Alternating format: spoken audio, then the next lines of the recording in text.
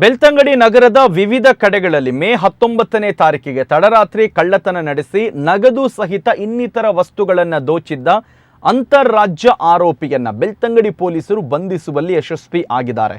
ತಮಿಳುನಾಡಿನ ಕೊಯಮತ್ತೂರಿನ ಜಯಕುಮಾರ್ ಬಂಧಿತ ಆರೋಪಿ. ಈತ ಬೆಳ್ತಂಗಡಿಯಲ್ಲಿ ಸರಣಿ ಕಳ್ಳತನ ನಡೆಸಿರುವುದು ಮಾತ್ರವಲ್ಲದೆ ಉಪ್ಪಿನಂಗಡಿ ಹಾಗೂ ಸುರತ್ಕಲ್ನಲ್ಲೂ ಕೂಡ ಸರಣಿ ಕಳ್ಳತನ ನಡೆಸಿರುವಂಥದ್ದು ಬೆಳಕಿಗೆ ಬಂದಿದೆ.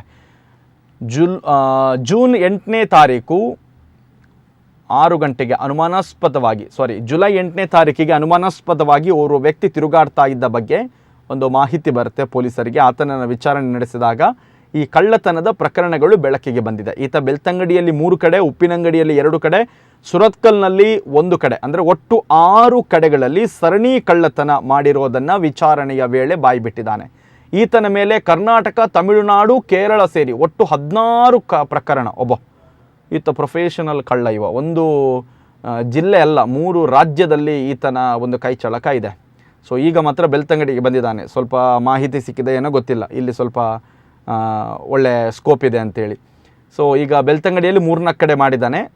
ಬೇರೆ ಬೇರೆ ರಾಜ್ಯಗಳಲ್ಲಿ, ಅದು ಕರ್ನಾಟಕ, ತಮಿಳುನಾಡು, ಕೇರಳ ಸೇರಿ ಒಟ್ಟು 16 ಪ್ರಕರಣ ವಿವಿಧ ರಾಜ್ಯಗಳಲ್ಲಿ, ಅಂದರೆ ಅಂತಾರಾಜ್ಯ ಕುಖ್ಯಾತ ಕಳ್ಳನ ಒಂದು ಬಂಧನ ಆಗಿದೆ.